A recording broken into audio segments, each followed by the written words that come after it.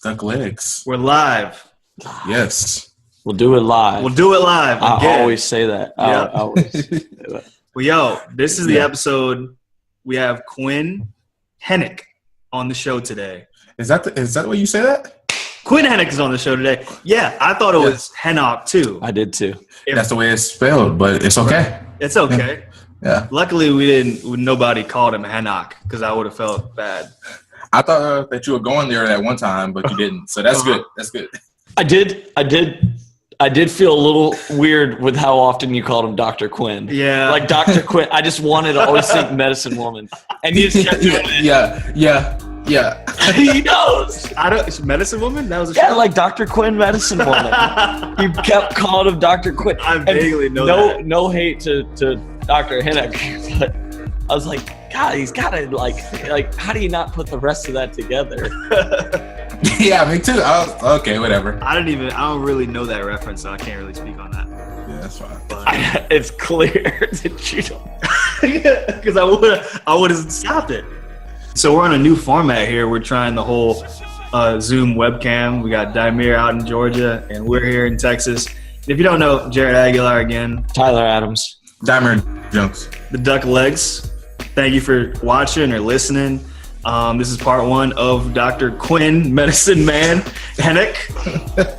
I joke, but I don't know the reference. Yeah, you could just keep running with it, can't you? So Dr. Quinn, we learned a lot about programming, the strength coach, physio blend. What else, guys? He helped us. I felt like he helped the general population and professionals and what to do and how to look out for yourself within the gym. Yeah, absolutely. I think not being too bogged down by any one way of doing something and just having a multifaceted way of looking at something is something that he really, really helped me to understand. Like, it's not easy, but it can be simple. It's kind of one of those things. It's like the duck. You know, you see a duck in the water, right? The duck looks like it's cool, but the duck's freaking working hard under the water. Wow, working hard. That's how our place is. We look cool, but we're working hard. Thank you again, Dr. Quinn, so much for taking time to. I know we've been in contact for a little bit, but thanks for sticking with me and not ignoring us and shut us down. No, man, absolutely. Yeah, I apologize for the runaround. I'm glad we got to connect. Yeah, and I'm still bummed that me and Tyler weren't able to make when you came down to Austin for the seminar. Yeah. We were busy having our white coat ceremony, whatever bullshit. Oh, yeah. I'll be two things I have to say. I'll be down there again. Sweet. Two things I have to say about Texas. For one, you all are getting everyone there. Johnny Owen was there. All kinds of cool stuff is going on. Me here in Georgia, I get nobody. Except no one wants to come to the East Coast anymore, so it's fine. We had a clinical athlete movement seminar deal that was scheduled for Atlanta sometime last year, and we ended up having to cancel it because it just wasn't selling. That's probably our fault, but yeah, you're right. I have no idea. I guess the West Coasters like to work out and do all kinds of stuff. We down here in the Southeast, we're diabetes hub. I like to work out. Yeah, works out down here, and you can tell from the even the regionals, it's not the strongest region ever. So right, yeah. Who knows? Hot Atlanta, man. We gotta work on Hot Atlanta. Yeah, right. I mean, first image time here. First off, I don't even live in Atlanta, but I live pretty close. I understand. That's gonna be your market, Daimir. Oh no, I agree. If everyone wants to get off their couch, hopefully no one's listening to this and is like, you know what? Now all of a sudden I'm not gonna do anything. So Cue the Atlanta Falcons references right now. I'm glad I'm not a fan. Oh man, yeah, too soon. Way too soon.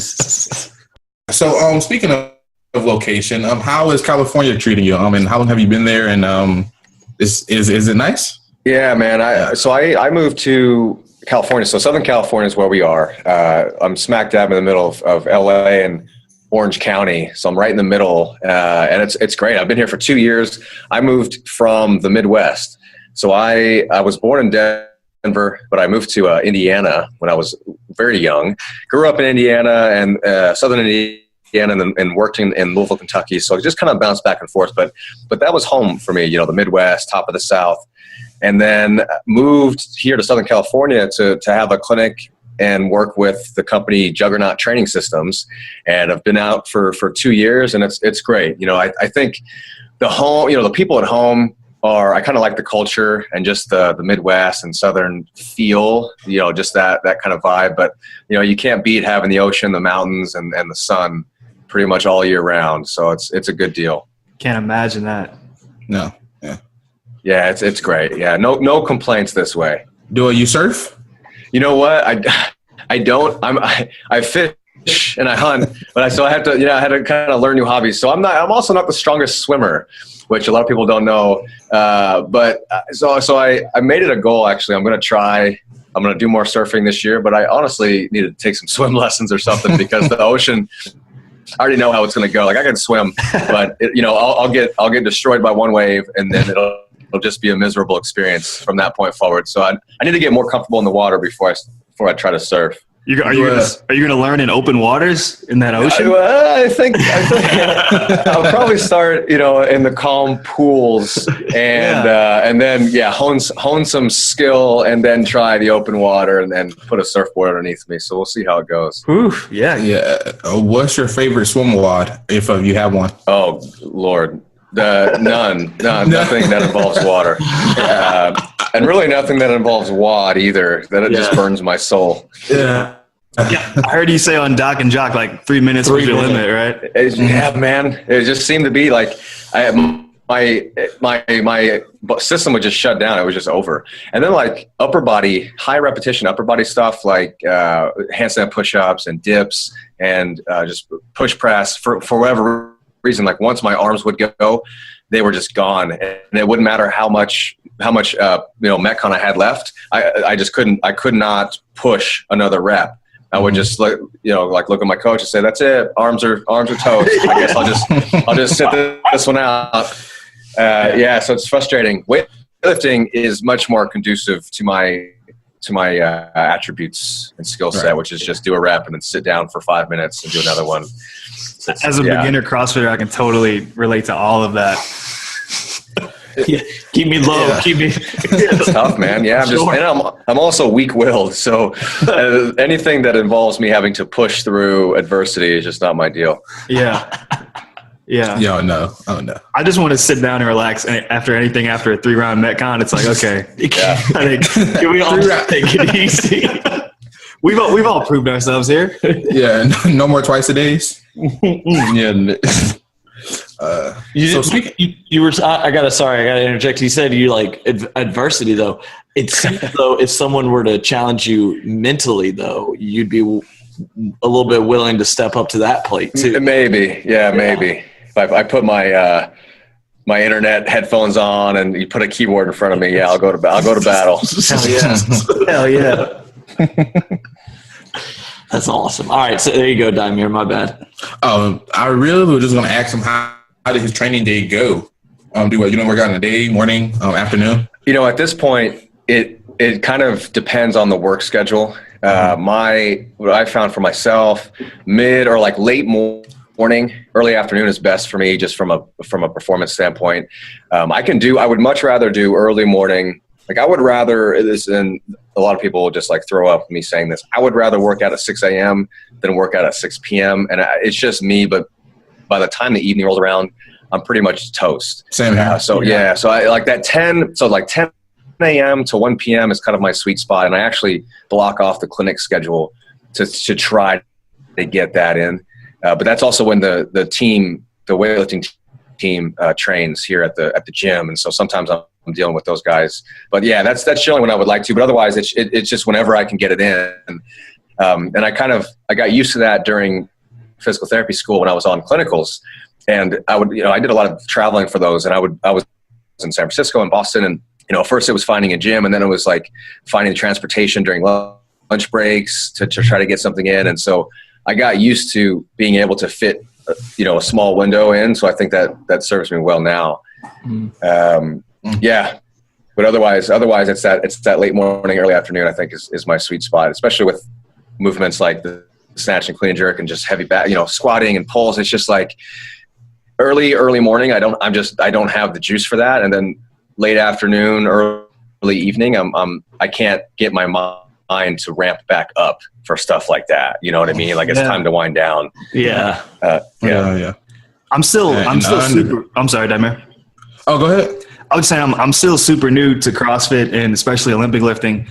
But I know, like, I had a friend that when I initially started, he was like, you got to be angry if you want to do Olympic lifts. Whenever you like pick up a barbell to do Ollie. And I was like, I didn't really understand what he meant, but now I totally do. Cause you can, like, after a long 9 to 5, you can go to the gym and do some bench press and squat and and gym bro work. But if you want to do Ollie shit, you better have that right mindset. Yeah.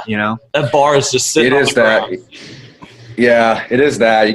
You have to shift your mindset, and then if you're close to, let's say you lift it at 6, and then you get done at 8. By the time you get home, it's 8:30 or maybe closing in on 9 o'clock, and now you're all ramped up again. It's hard to dial back down so that you can actually sleep. And then maybe the next day you actually have to lift in the morning because of your schedule. So it's like you never actually rest. So that can kind of play with you a little bit. And I always try to make a rule: if I'm going to lift in the evening, I can't. What I got is what I got, and I'm not going to take any extra caffeine, or I try not to, because I'm not thinking about that workout in particular. I'm thinking about the next day. Trying to string multiple days together is you have to modulate that. Gotcha. So you just kind of chalk up that, if it's too late, you're like, I got to get it in, but I'm already thinking about tomorrow. Exactly. Yeah. Like you for me, at least, I kind of reserve the fact that maybe this won't be my best training day. I won't worry about the load. I'll just try to get the movements, get the positions, get the work in that I can. And then looking on the calendar, I got this chunk open, mid-morning. I know I'm going to be able to push this one. On this one, I got to lift, late evening. So I'll be okay with it not being the best. And you never know. Sometimes it works out to be the exact opposite. When you're supposed to feel good, you feel like shit. And, and when you think you're going to be all tired, you have to do really well. So, it's all about putting your head down and just doing the work. Gotcha. Yeah. In it for the long term. Always. So I'm gonna get straight into some oldie stuff. Let's while we're on the thing, how do you get gains? So let's start off with some pretty basic stuff right here. When it comes to the clean and jerk and the snatch, what are some of the most common injuries that you see repetitively? And I know a lot of it focuses on wrist health. And what do you think about that?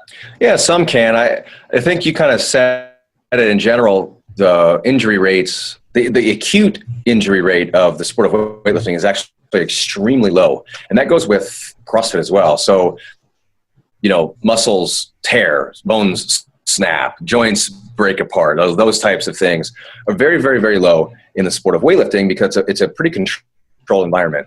It's not like soccer or football where acute injury rates are very high because the environment is much more unpredictable.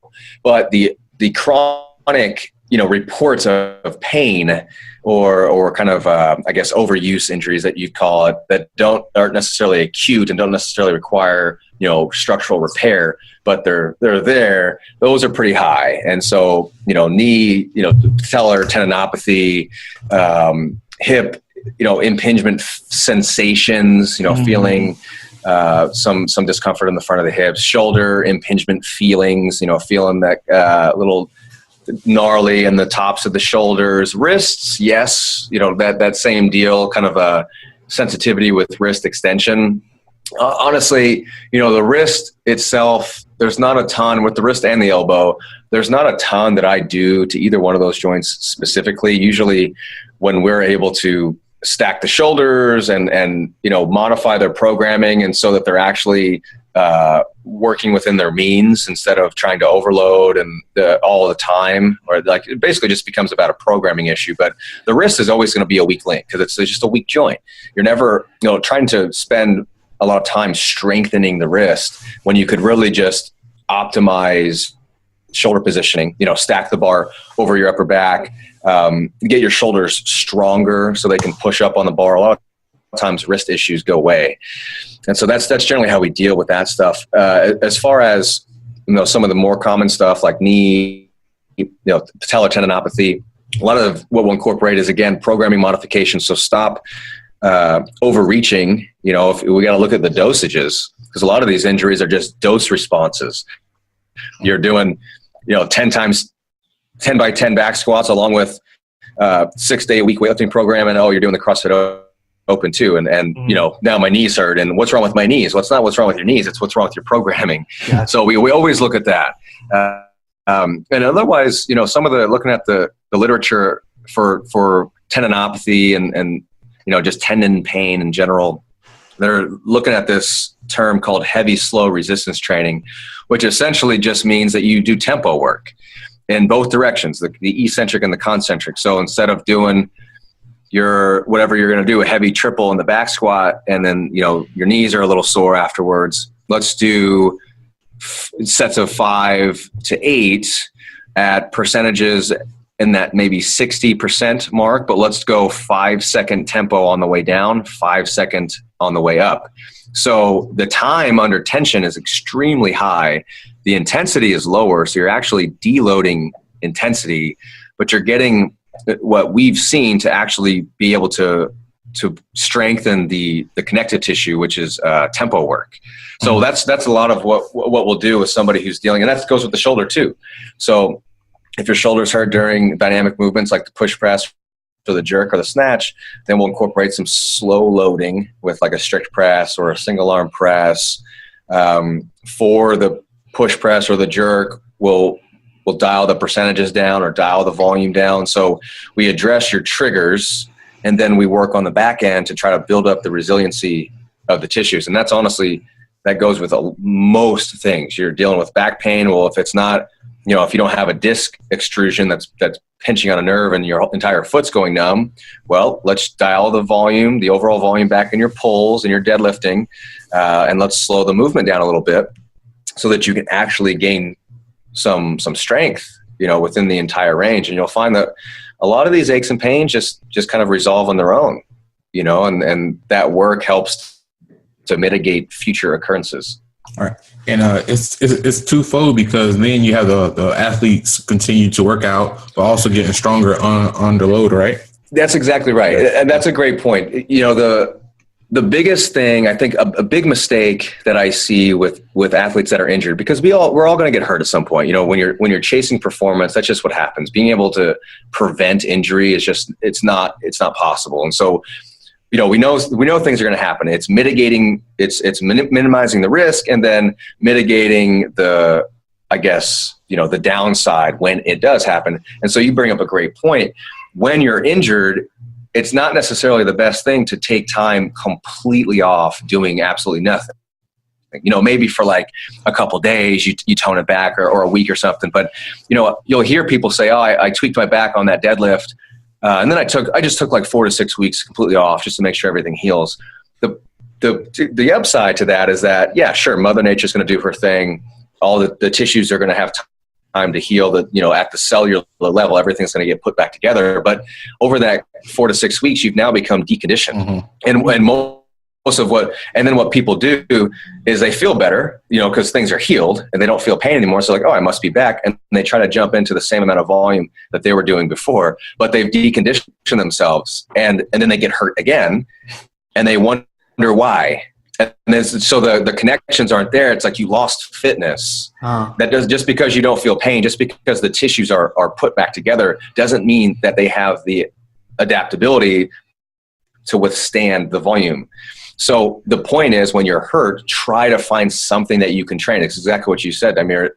You find, you change variables. You don't recreate their exact symptoms, but you try to give them some type of training stimulus so that they can maintain as much fitness as possible. You may not be able to progress in an injured or a rehab scenario, but you're trying to minimize the loss, I guess is the best way to put it. Absolutely. It sounds like the secret sauce is all in the programming, right? Yeah, it really is. Other than, it's like Adrian Peterson took a helmet to the kneecap and then tore his ACL. So it's like there's nothing you can do about those scenarios. That stuff is just going to happen. But a lot of other stuff is preventable in the sense that it's a programming error. It's a dosage error. And so, yeah, I think the magic is in the programming. The problem with that is it's not like magic. It's not an easy, fix. It's not just something that you can just do. And it's like, oh, my shoulder hurts now and I want this magic fix. But when I tell them, well, your program was kind of silly, you were doing all this volume on top of this volume and you started this new program, and it's not your shoulder's just a victim, your knee is just a victim in this whole thing.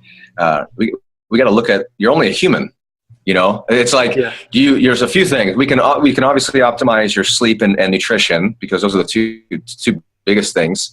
Or you can start taking illegal performance enhancing drugs or you can, work within your means, but something has to change for you to be able to withstand that amount of volume.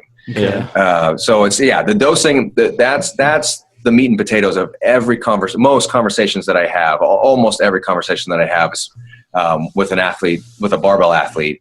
And then we'll talk about, okay, what can we do to maybe hone in shoulder mobility, or what can we do to get your hip a little stronger, more mobile with deep flexion. Like that stuff becomes secondary only when we have addressed training, the programming in general. And I know you've, praised all the PT schools around the nation on many podcasts about their, increased movement and programming. Courses. So, and you were a strength coach before enrolling in PT school, I believe. Yeah. So for guys like me that, I just went, from college straight to PT. I don't have a background in strength coaching or any of that. How can I learn programming? How can PT students without a knowledge of strength coaching, that background, what's the best method for me to know what's a smart program?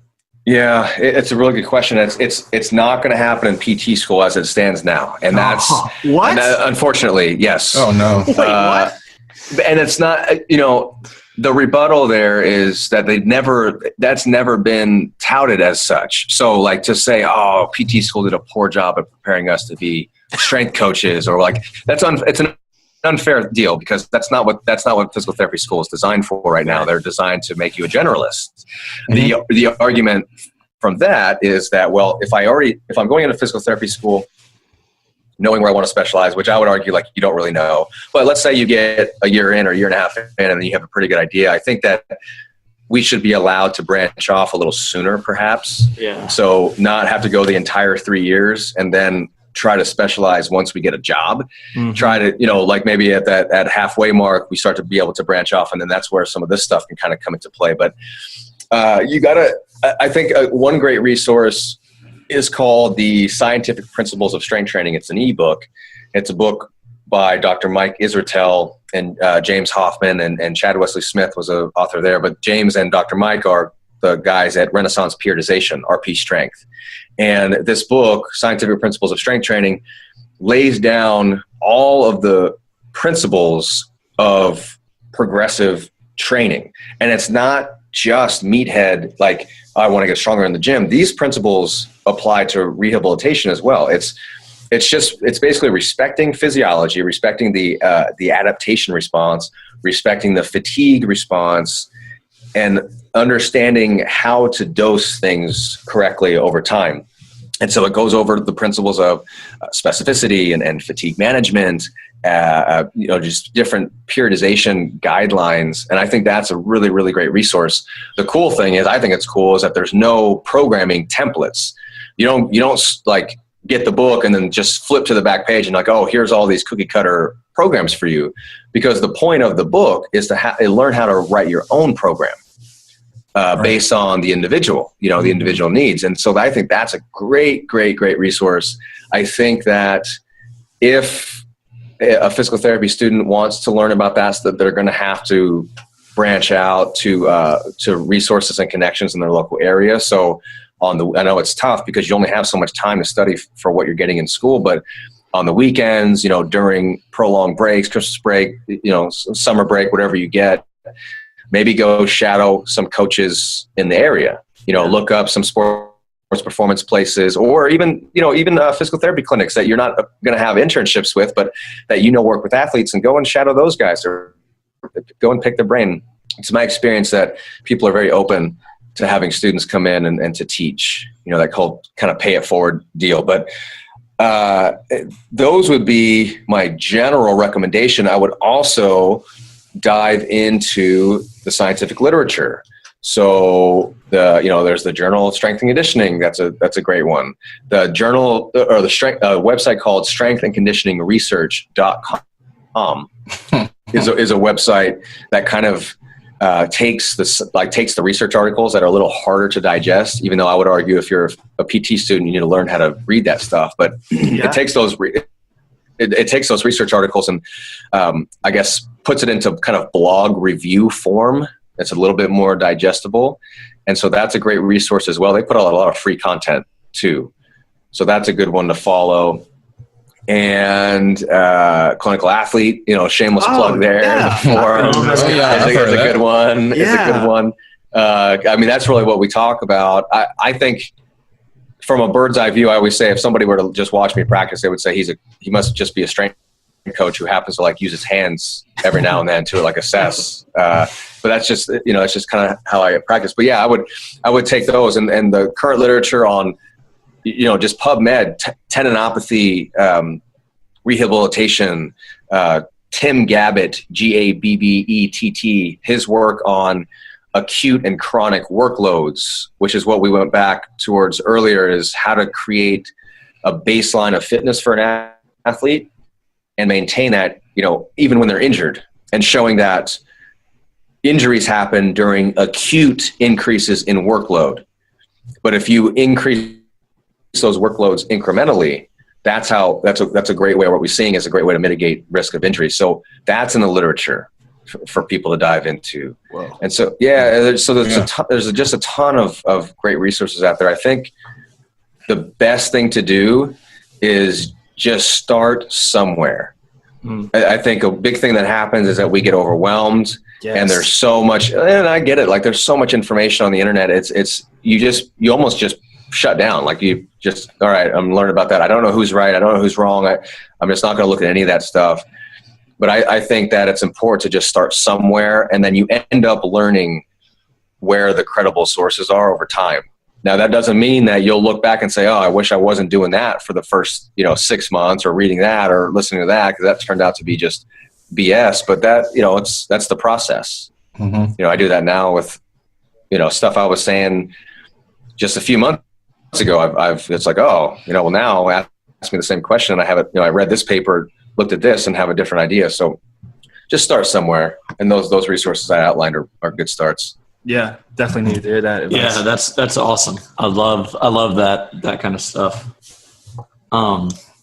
So this is another pretty general question, and it's something you've kind of addressed, but more of a direct question. And so when someone is kind of getting their stuff on and they're saying, hey, I've started doing CrossFit 5 times a week, or I've started this new Bulgarian system. Yeah. What is your brain thinking? And just a very general ballpark for those people that are coming out there when they know, is my coach pushing me too hard? Is it too much? Am I, are you thinking 3 days a week? Are you thinking 7 days? What is just some ballpark stuff? Yeah, it's always, there's a lot of variables there. And my viewpoint is a bit skewed because usually by the time somebody's walking into my office, they've already pushed the envelope too far. So it's hard, it's always in my mind, oh, everybody's pushing it too hard. Everybody's getting hurt. But that's just because that's the people that I see. Mm-hmm. Yeah. So most people are working within their means, or else my office would be full of everyone, which it's not. Most people are in the gym training and happy and doing just fine. So it's, it depends on the history. It depends on their training history. So, I get somebody in and they started CrossFitting or some type of barbell sport a year ago. Before that, they had no athletic background, and now they have all these, wear and tear, kind of just generalized injuries that you can't kind of pinpoint, but their shoulders hurt, their knees hurt, their hips hurt. And it's just obvious at that point, they had no baseline, they had no foundation to build on, and they just started pounding themselves. And and then they made beginner gains, because we all know, when you're a beginner, you just hit PRs every time you come into the gym. And so they're like, wow, this is awesome. So you just keep loading on the volume, you keep loading on the weights, because you just do more and more and more until you can't, until all that levels out and the law of averages take over. But then all of that all that fatigue accrued, all that kind of catches up to you. So to have a baseline template of, you should start at 3 days a week of CrossFit or 3 days a week of weightlifting, it's very, very difficult to say because it's more about total work. You can do a 6-day-a-week program versus a 3-day-a-week program and still be doing the same amount of work. Mm-hmm. So it's now the 6-day-a-week program may make it more difficult for you to rest and recover if all of your other ducks in a row are not in order. A professional athlete takes 6, 7 because after training, all they do is eat and sleep. And so they can do it again. You know what I mean? Like if for somebody else, 6 days a week on top of a job, on top of 3 kids, on top of this and that, and a sick mom that you're taking care of, like all this stuff has to be put into factors because it all is all stress, and stress accrues. So it may not even, you have to take all these life factors into account too. So if it's somebody who the gym is not their livelihood, is not their life, which is most people, where our frequency is a bit lower. It's that 3 or 4 day a week deal. And it's, you should be working under your capacity for a bit to kind of get a sense of how things are. So you don't need to go in and hit a PR in something every time you go into the gym. You should feel better leaving the gym. You should feel energized, like you could have done more. That's a great place to be. Mm-hmm. You know, the next day you feel like you could go to the gym again. That means you're working under your capacity. And so you do that 3 or 4 days a week, and then you look kind of back at the past month and you're like, I know that I could do more. And if you're tracking your volume or your workouts like you should be to some extent, then you can layer on, more sets, or maybe you add another day.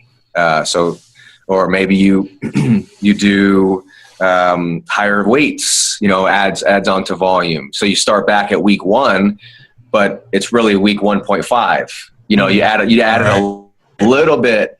You didn't go all the way back down to week 1, but you add a little bit. And so then by the time week 3 comes, you've done a little bit more work during this cycle than you did the cycle before. However, when you think about it, from week 1.5 to week 3.5 was about the same.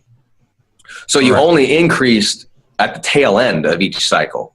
And that gives you this like stepping stone. It's kind of, if you can picture this, it's peaks and valleys. Training is not linear. Yeah. It's up and down, up and down, up and down. But you want to make the peaks, you want to, I guess, limit the extremes of the peaks, like not these super high or super low lows, super high highs, but pretty constant up and down levels. And then the overall trend is up.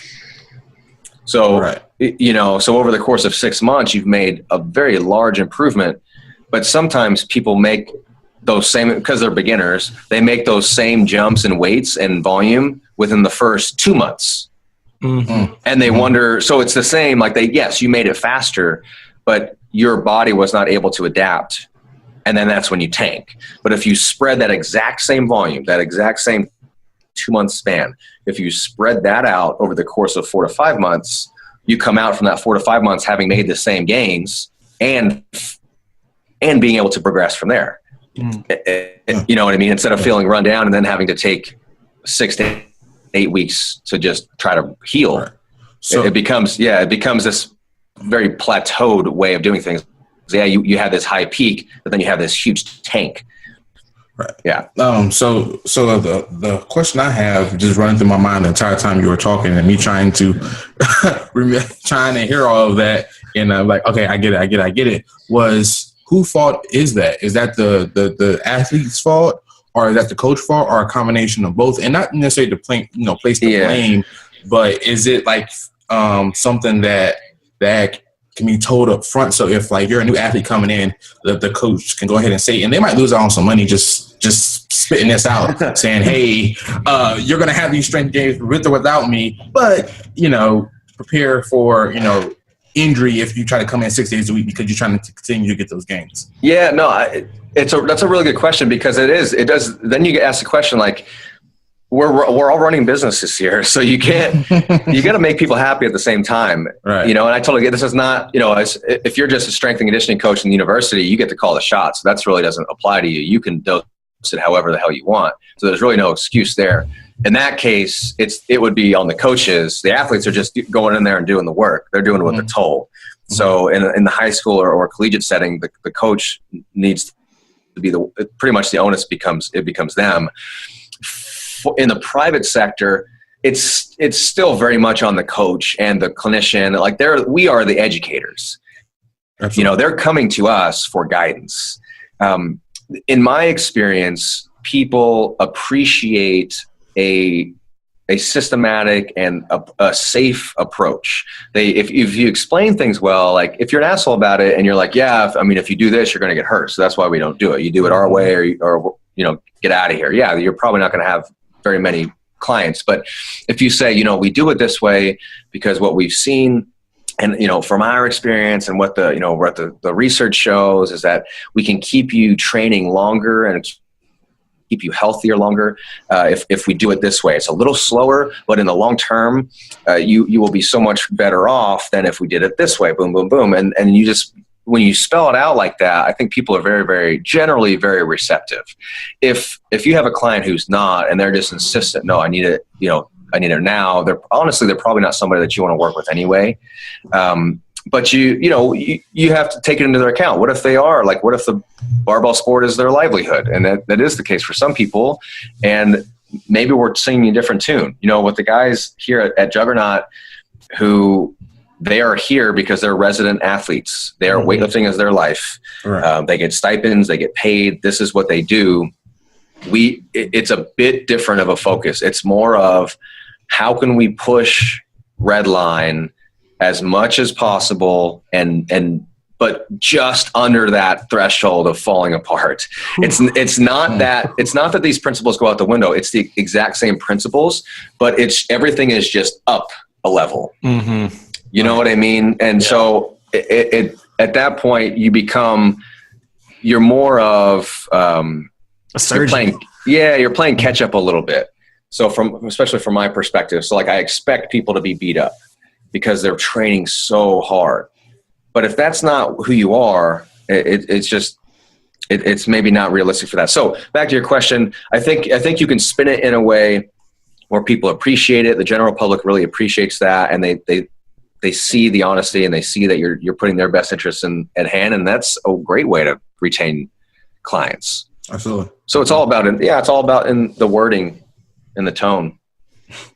And how to show them the value that you can provide for them instead of just this is how it's done on this side of the road. Yeah, and when you have a model like that, word of mouth travels real quickly. The members that you have are very happy and they're healthy and they're going to tell their friends.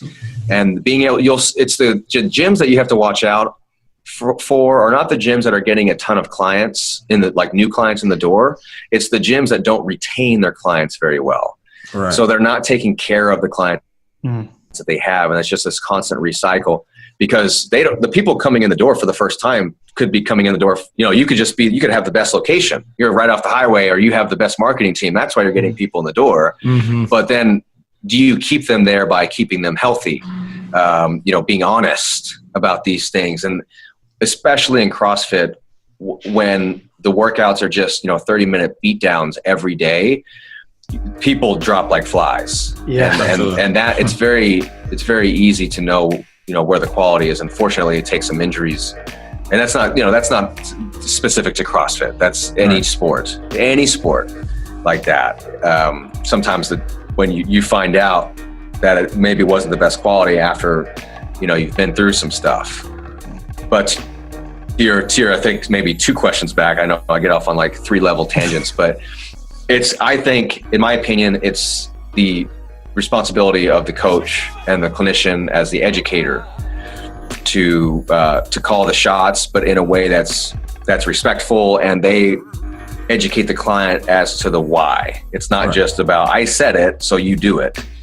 That's in the university. You can do that then because there's no time to explain it to these kids. It's like, just do it because I said, shut up and lift.